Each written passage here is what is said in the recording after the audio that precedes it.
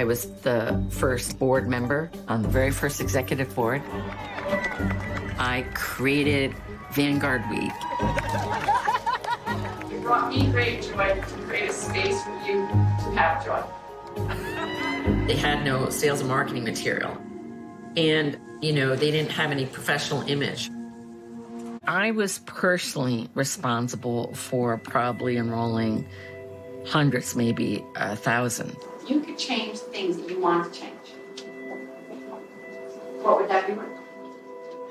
The goal is to have more joy. Thank you for listening, Wayne. Thank you so much. Keith began flirting with me and pursuing me. You want to take my boss? But it wasn't until months later that I actually started dating him.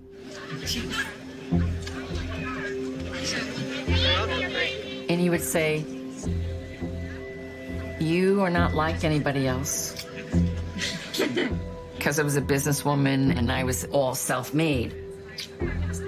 I could match him in a way that other people couldn't. Keith told me that we would work together to help make a difference in the world. They're sitting over in the chairs there. I don't think they need to. The final episode. To our left. Around 2006, a lot of people had bought into the belief that Keith was really, truly an enlightened being. And if you have sex with the guru, it actually moves your evolution. There's a lot of people think there's nothing wrong with multiple consenting sexual relationships. And these women bought into that concept and also the concept that it was the way to evolve your soul. I just had a problem with it all. I broke up with Keith. And then we needed to figure out how I could work within the organization, which I still thought had a lot of good, where Keith and I had a platonic relationship. Well, Keith stopped talking to me. And you cannot be a high-ranking person in an organization where the leader is not talking to you.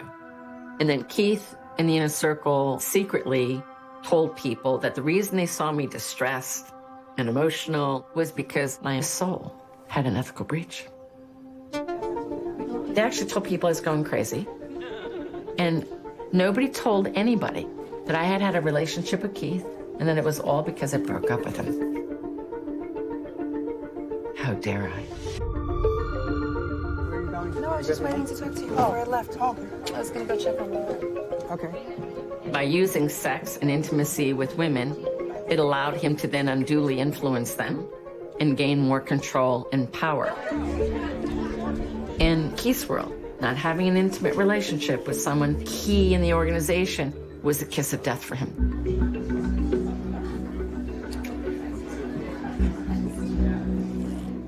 He's losing control of me fast.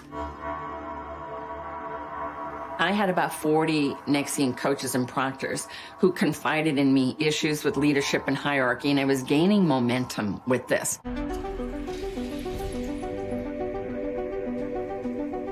What's the difference between 100% honesty and 100% disclosure? What's the difference between those? Susan took the very first 16-day workshop NXIVM ever offered back in 2000. How was the mission expressed to you? Well, it was, helping humans to be more integrated within themselves so that they could be better human beings. And then the more better people are on the planet, then the better world we could have, kind of thing. She opened an NXIVM center in Tacoma with her partner Kim. It was the first center outside Albany. I wanted to create a wellness center that not only worked on the body, but worked on the mind and the spirit. She believed in the ESP curriculum. I thought the way they packaged it was excellent. And, I spent hardly any time at all with Keith Raniere, but I didn't like the whole guru-y kind of thing with him. She never had any kind of sexual relationship with Keith. I found him creepy. Susan was never able to make any money through NXIVM. We lived pretty meager lives. I mean, most of our money was spent on our center or flying back and forth to Albany, or it was, taking courses or putting money into our center. And I think if I hadn't been so far in debt, I would have walked away a lot earlier. Even though I had a strong foundation of myself, I was always in a constant state of fear. 9 years in, Susan became disillusioned with the company. She was frustrated. She thought the business model was broken and that there was no way for her to climb out of debt and make a living. So she called her friend, Barbara Boucher. And I said, I've had it. I'm just going to close my center down. I asked Barbara, I said, why is Keith not talking to you? And she said, I can assure you that I haven't done anything bad, but I can't talk to you about why Keith and I aren't talking. And so then I shared with her that I was thinking of leaving. And she said, don't leave yet. Come back to Albany and let's talk. Susan says Barbara was also fed up with Keith. That was the first time she ever told me, although I had suspected, that she had had a sexual relationship with Keith for years. And she told me the whole setup. So Susan got together with Barbara. Barbara says, in fact, there was widespread dissatisfaction inside NXIVM. She wanted to bring together a group of people to try and fix it. There were 8 that came forward. The NXIVM Nine. I made the 9th. They became known as the NXIVM Nine. I held a forum at my home to discuss the issues of NXIVM with the intent to address and confront Keith. And that's when I found out the board consisted of all the women Keith had been sleeping with. There were a lot of secrets in NXIVM. People operated in silos. So right off the bat, it was rare for members to come together like this and exchange notes. Their main complaints were that the company wasn't functioning professionally. It was disorganized and there was favoritism. Oh, and Keith was sleeping with most of the executive board and many of his students. Keith agreed to a 3-day meeting to hear them out. I mean, in my 9 years of being there, I never observed anybody sit Keith down and hold him accountable, ever. Let alone a group of people. You just didn't do that. Here's the other thing that you need to understand. Did other people confront the leadership? Has anybody told you they confronted?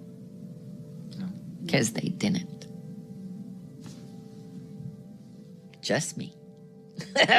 Anybody that knows me knows that I'm a tough girl. I'm assertive. I'm a dog on a bone.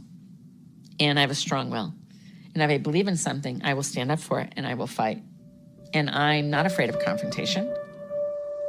Who wants to start? I mean, I can begin by sharing that each person here in this room has conveyed with me the work that we do and how essential it is to their lives. Okay, so the first issue is the control strategies. There's a conflict of interest caused by intimacy and secrecy. It perpetuates a circle of people close to you that do not question your authority. And I don't know if you want to address this or if you want me to just go ahead and... I think it's our preference. Okay. Not only that, there's nothing to address per se. It is true for you, so therefore it is true to some degree. Because it's a part of our transparency issue. Okay.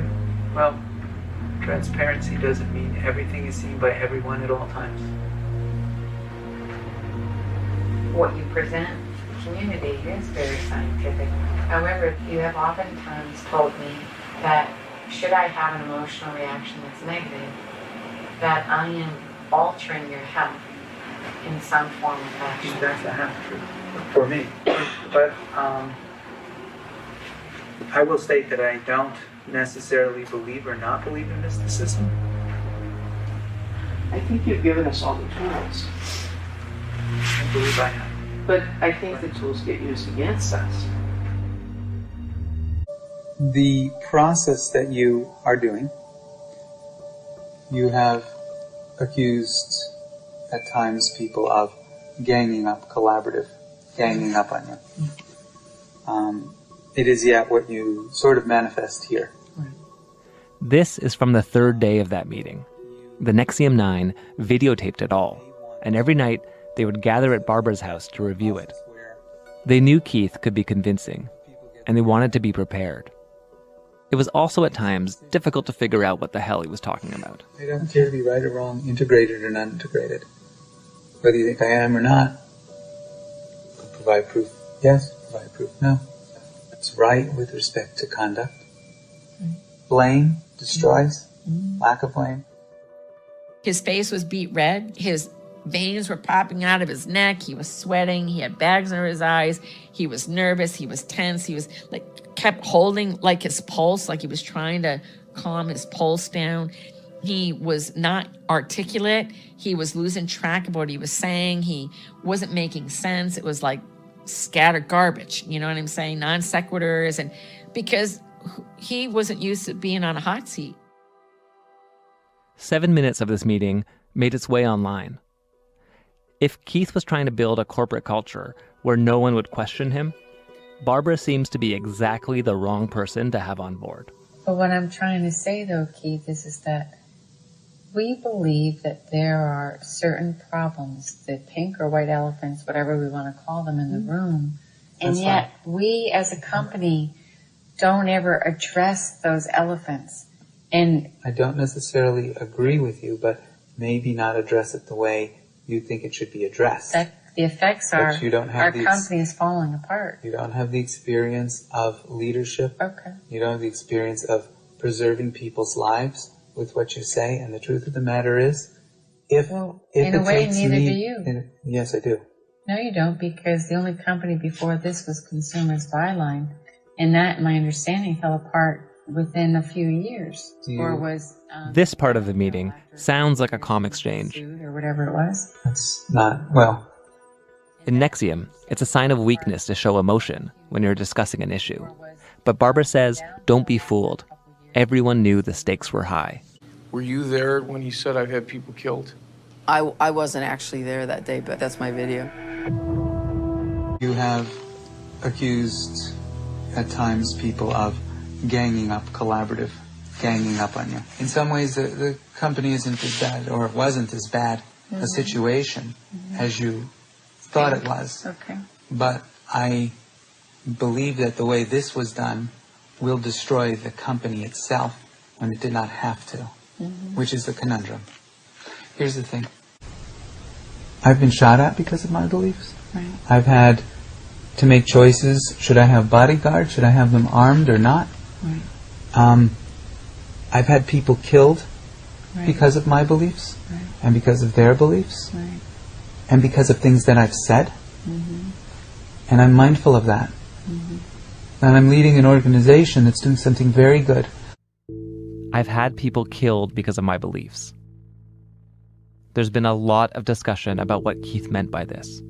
Was it a threat, or was it a confession? Or perhaps Keith is trying to say, people in the organization have been killed because of what they stand for. That's what Keith's lawyers argued when the tape came up in court. Susan found it very disconcerting. The hair on the back of my head stood up. You know, when people talk about that kind of, I got scared. And I'm like, oh my God, he's just admitted to having people killed. And it was like, oh my gosh, I'm in a cult.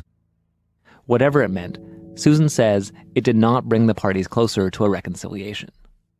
I just said, I'm done, you know, and I just lost it. Like you were in tears? Yeah. I just felt so let down. I mean, I felt let down by them. I felt let down by myself. And, that I saw so many red flags, but I just didn't stand up for myself sooner, you know. But it was one of those moments where you just open yourself up and you just mourn. Because you'd put so much into it. It was kind of like a death for me. I guess it's like when you find out somebody that you really, really, really love dies. Barbara was on the same page. All 9 of us got it. We got it. And it was in that moment when we finally got it, we all decided we were going to resign. I shut my center down and I told the people I trusted. And so we wrote our resignation letter asking for money that we believed that was owed to us. Some were owed commissions, some were owed trainer fees. I asked for the value of what I believed my center was. Keith and Nancy personally owed me $1.6 million. And so we wrote, if these requests are not met, we're going to move forward by contacting the press.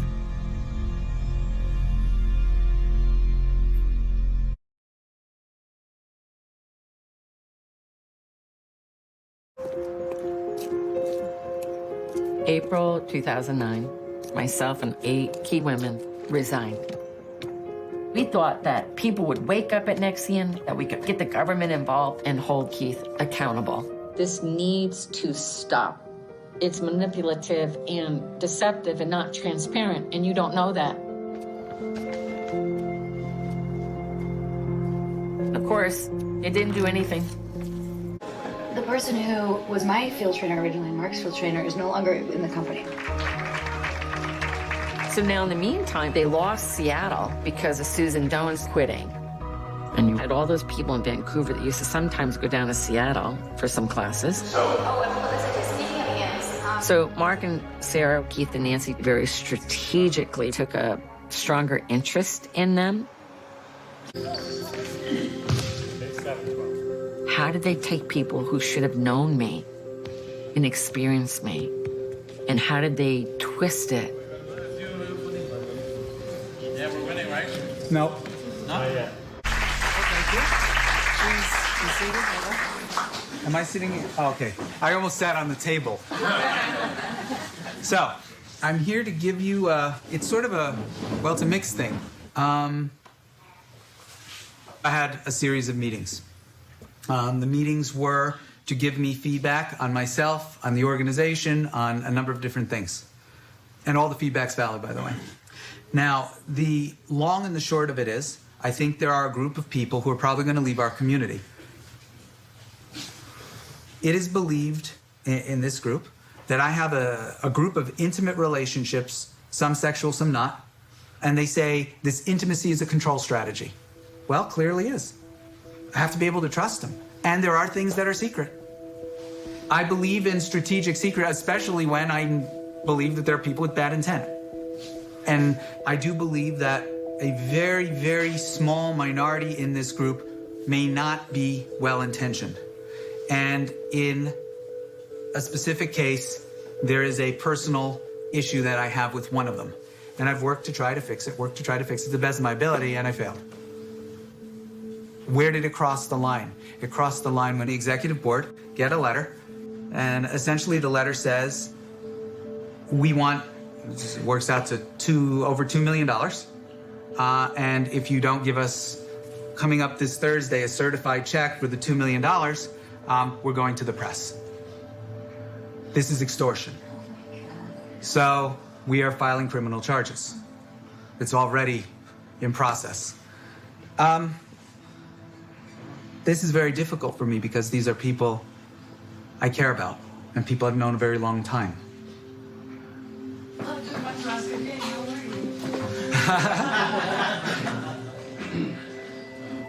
In some ways it's a death, in some ways it's a birth, and in some ways it's a relief. I hate to say that, but they're a physical relief. I can divert my attention, my focus, even my physical being to some other things now. After the NXIVM Nine left, the amount of negative publicity about NXIVM exploded.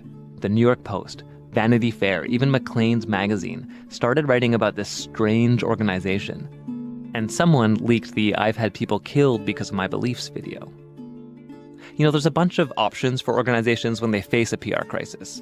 They could hire a PR company. They could do media interviews. That's not the NXIVM approach.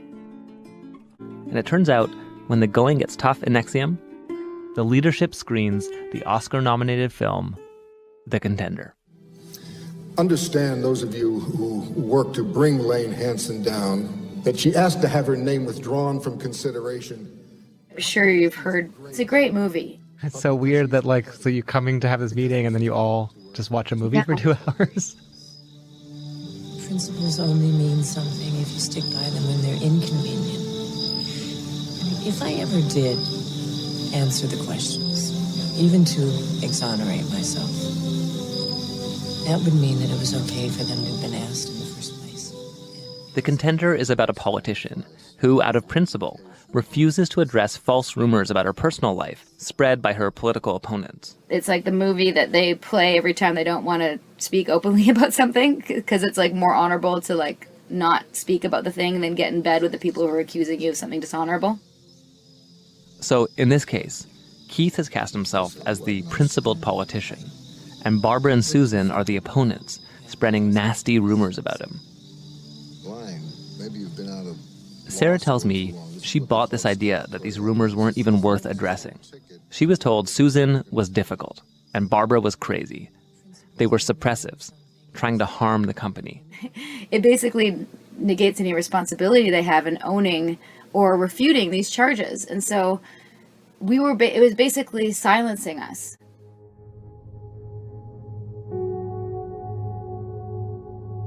A group of people on the executive board get a letter, and essentially the letter says, we are withdrawing from the community. Keith convened an emergency meeting in Clifton Park. One of the coaches at the meeting recorded it. The audio quality is not great. Keith seems to be asking the group what their next move should be. Just imagine being in a life struggle with someone. You're wrestling and back and forth, back and forth. Keith says, just imagine being in a life struggle with someone. You're wrestling back and forth, and your opponent's on the ground. Do you kill your opponent? Do you kill your opponent, he asks. Or do you let him up again? Or if you hesitate, they're going to stab you. Or if you hesitate, they're going to stab you. Do you hesitate? Do you hesitate? It appears the decision was to not hesitate. I left April 2009, and then what happened is Claire Brockman went to the Saratoga DA to tell them that her financial planner, Barbara Boucher, had an ethical violation with her and she fired her because of it. In that Barbara Boucher, in revenge and spite, tried to extort $2 million from her and blackmail her. They used the resignation letter. I had a knock on my door, and I was being served legal documents that said that Keith Raniere, NXIVM, and the Brockmans were going to bring civil and criminal charges against me. And my whole world came crashing down around me. They said that I had, done all of these crimes against them. And so I had to defend all of those. What were the charges against you? Oh gosh, that I destroyed their business, that I tried to extort money from them, and that I was teaching their courses afterwards, that I refused to give them their materials back. After 9 years in NXIVM and trying to run a center in Tacoma, Susan Dones was broke. She filed for bankruptcy. NXIVM intervened. And is this part of the bankruptcy filing, or is this separate to the bankruptcy? It's called an adversary case, where a creditor comes in and files an adversary complaint against you. Susan could not afford to hire a lawyer, so she took the work on herself. She tells me the bankruptcy case became a full-time job for her. And I couldn't work during that time because I had to constantly write motions and go to hearings and that kind of stuff. I'm sorry. I'm a weekend DJ because it fits into my lifestyle right now. The lifestyle of having to learn how to defend myself against them. At the trial, Susan and her partner Kim were facing off against 3 high-powered lawyers. Their main attorneys from L.A., a $750 attorney from LA. It's so funny because they do the intimidation factor. They walk in with a hand cart full of banker boxes. And I'm thinking like, what could they have in all those banker boxes that they could possibly use against us? It's a 2-day trial. And I'm thinking like some of those would have to be empty. NXIVM lawyers filed motion after motion. They argued Susan and Kim were on a campaign of hate against the company, that she damaged NXIVM by talking to the press and leaking that video of the NXIVM Nine meeting. They wanted her to pay damages. Ms. Dones, so you may take the witness stand, Ms. On the stand, because they're representing themselves, Susan's partner is the one to ask her questions. Kim asks Susan, do you believe NXIVM will go to any lengths to destroy you? I believe that they will. I don't think that this is the last legal round with them. I left, I defected. And my understanding is that if you do that and you have information that could possibly substantiate illegal activity, that they'll go to the ends of the earth to destroy you. The audio quality is not great, but you can hear Susan's frustration at this point. After I left, It's like, when I left, I felt so stupid. And so when I left, it was like I wanted to figure that out. Like, how could this have happened to me? And so I started doing a lot of research, and I believe I was lied to. And then Susan says, I believe I was lied to when I was in NXIVM. I just believed them when they said, oh, this person is a thief, this person is this person is that. And they would make all kinds of allegations and then lose the case. Lose the case. In his closing arguments, Bob Crockett, one of the NXIVM lawyers, provided a different view.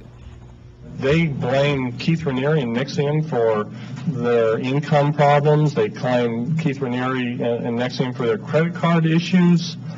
These are capable women, one with a master's degree in psychology, a Navy veteran. I mean, these are capable women who have the ability to control their own destinies. And instead, they want to act they've gone from being caring, loving, nice people to being rather mean-spirited. And they make allegations that NXIVM uses litigation to crush people and dissidents. That's untrue. NXIVM doesn't bring actions to crush dissidents. It just doesn't happen. I just want to stick up for my client today, and that is, it's not an evil, manipulative organization. They make money. It's not a cult. It just makes money. It's got a successful leader at its helm who's a capable man. It's now time for her to honor her agreements. Thank you, Your Honor. Thank you. All right. Thank you, counsel, and Ms. Collins in the schoolhouse. After 11 months and almost 300 filings, the judge dismissed most of NXIVM's complaints. He raked NXIVM over the coals, saying the litigation tactics were disproportionate and lacking in merit. He called NXIVM's treatment of Susan's partner, Kim, deplorable.